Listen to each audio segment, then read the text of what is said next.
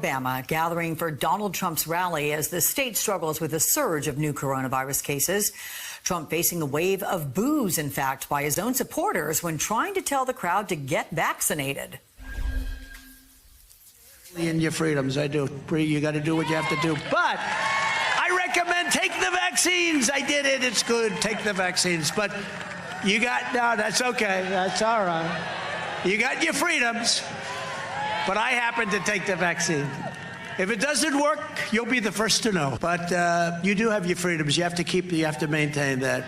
You have to maintain that. And you got to get your kids back to school. Joining me now is Olivia Troy, director of the Republican Accountability Project. Olivia is also a former top aide to former Vice President Mike Pence. Welcome, Olivia. Good to see you, my friend. Let's get to your former position as a White House coronavirus task force member. So what is your reaction to the exchange we just played with Donald Trump, what he said, what he did, and the crowd reacting on getting vaccinated? I mean, look, he's telling people to get vaccinated, but could he have been more definitive doing so?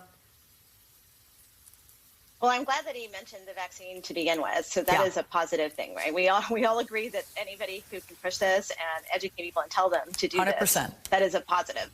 But of course, Donald Trump can't do anything without flip-flopping within the same sentence, right? So he contradicts himself just whenever he speaks. And so, I thought it was striking, the boos coming back at him. I did watch his speech last night, as painful as it was to watch it live. But I will say that watching that, I just kept thinking, those boos are what you created from day one, from the divisiveness that you created on this pandemic. And that's your legacy. And it's coming back to haunt you firsthand as he watches it. But clearly, he then backs away from it. He says it because he knows he needs to say it because it's the right thing when you're holding a large super spreader event with maskless crowds in a state that is currently really suffering from spiking COVID cases and where the ICUs are full. I mean, it's completely reckless and shameless for him to hold that rally.